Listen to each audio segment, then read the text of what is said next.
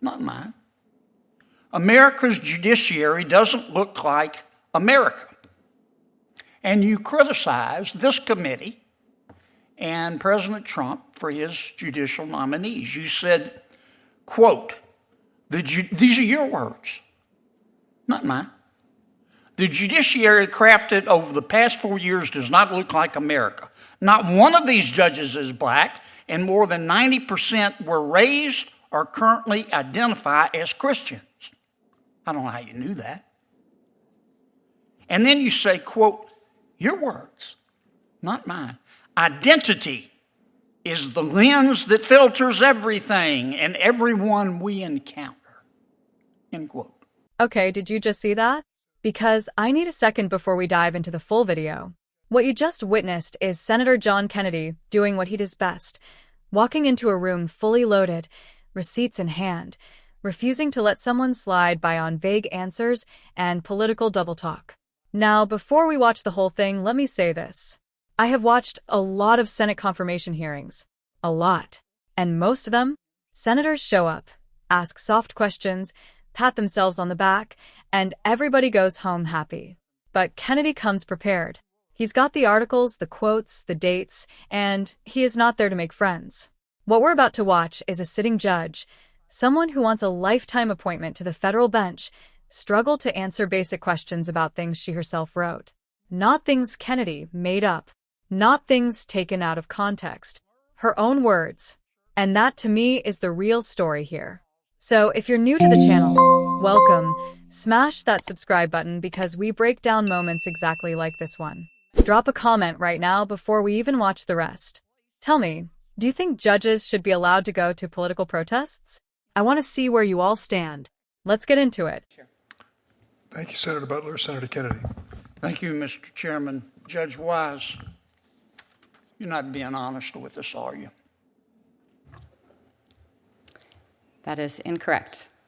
Well, we all may be poorer under President Biden, but we're not stupid. We have a long list of your articles and your opinions and your political statements. On March 8, 2017, you wrote an article for Time magazine while you were a sitting judge. It's entitled, Judge, Gender Laws Are at Odds with Science. I'm going to quote your words. When legislators blur the lines of church and state and enact laws that permit or prohibit conduct based on biological gender as only male or female, they place an impossible burden on the judiciary, end quote. Did I read that accurately? I do not know because I don't have the article in front of me. Well, I do. You also said in that article, quote, your words, not mine, sex has countless natural permutations, end quote. Did I read that correctly? I believe that is consistent with medical science and under the Daubert standard, the science that comes in as expert testimony in trials. On October 13, 2020, while you were serving as a state judge, you wrote an article for The Atlantic entitled, quote, your words, not mine. America's judiciary doesn't look like America. And you criticized this committee and President Trump for his judicial nominees. You said, quote, these are your words, not mine. The judiciary crafted over the past 4 years does not look like America. Not one of these judges is black, and more than 90% were raised or currently identify as Christians. I don't know how you knew that. And then you say, quote, your words, not mine. Identity is the lens that filters everything and everyone we encounter, end quote. Did I read that correctly? Again, I don't know because I don't have the article in front of me. I got it right here. You wrote another article on July 31, 2020 for the San Francisco Daily Journal, in which you advocate for the right of sitting judges to be able to go to protests, didn't you? That is incorrect. No, it's not. I'm looking at it right here. This is what you say.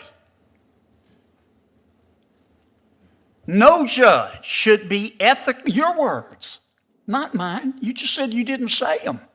You turned these articles over. No judge should be ethically constrained from speaking or taking action that reinforces that constitutional and moral imperative. May judges participate in demonstrations that denounce racism, support equal justice, and reinforce our constitutional rights to free speech and peaceable assembly? Yes. End quote. Did I read that correctly? I don't know because I don't have the article in front of me. If you're a federal judge, are you going to go to protests?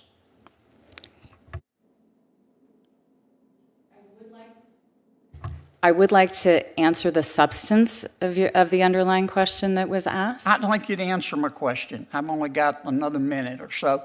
If you're a federal, let me put it another way. Have you ever gone to a protest, a public protest, while you're a sitting judge? Senator Kennedy, the article that you are referring to Have you ever was gone written... to a protest while you're a sitting judge? I do not believe that I have ever attended a protest as a sitting judge, or perhaps ever in my life. And you talk about Girls Inc. You say you've never heard of them. You were on the, or you don't know that much about them. You were on the board from 2014 to 2024. You're still on their board, aren't you? I'm not. My term expired this last month. And you've given them over $50,000, haven't you? I do not believe that is correct. That's what your report says. And this is the same Girls Inc. that says, quote, on its website, here's how they define girls. Quote, girls refers to gender-expansive youth, cis girls, trans girls, non-binary youth, gender and non-conforming youth, genderqueer youth, and any girl-identified youth. Did I read that correctly? I don't know. I've never heard of that policy or that definition Right. from Never Girls heard Inc. Listen, in spite of your, can I just have 30 more seconds?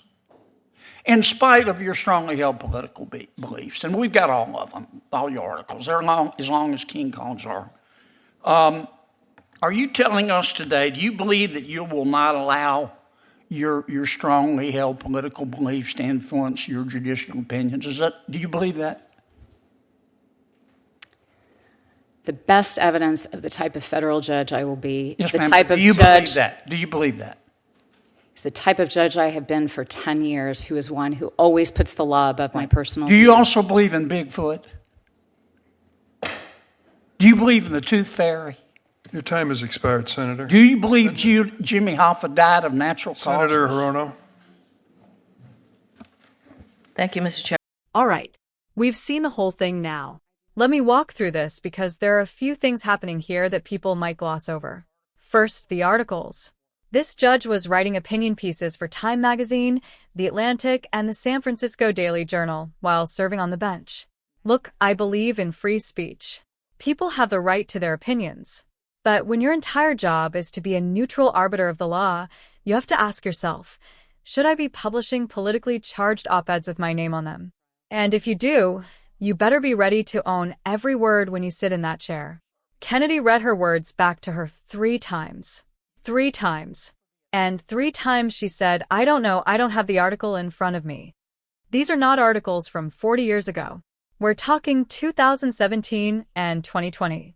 And her response every single time is basically, I can't confirm what I said. That is not humility. That is evasion. Kennedy wasn't buying it, and neither was I. Now, the protest article really got me. She flat out denies writing what Kennedy was describing. Just says that is incorrect. Then he reads it directly from the paper word for word. No judge should be ethically constrained from speaking or taking action. May judges participate in demonstrations. That is not ambiguous. She advocated for judges to attend protests and then denied it to a United States senator on camera. To her credit, when Kennedy asks if she personally ever attended a protest as a sitting judge, she says no. But that almost makes it worse. She's writing articles telling other judges they should feel free to show up at political demonstrations while she herself hasn't done it. So is this principle, or is it just politics? Then we get to Girls Incorporated, and this is where it really gets interesting. She says she doesn't know much about them, doesn't know their policies. But she was on their board for 10 years and donated over $50,000 to the organization according to her own financial disclosures. I don't know about you, but if I'm on the board of somewhere for a decade and I've given them $50,000, I know what they stand for. You don't write $50,000 checks to organizations you know nothing about. Maybe you agree with their policies. Maybe you don't.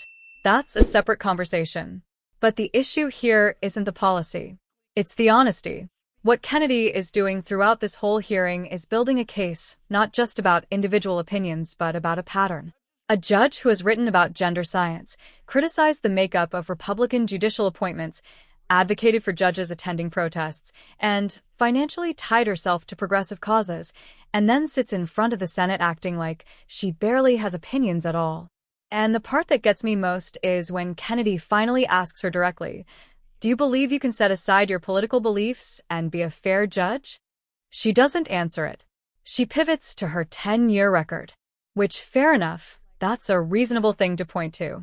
But Kennedy's whole point is that the record and the articles don't match up, and someone needs to explain why.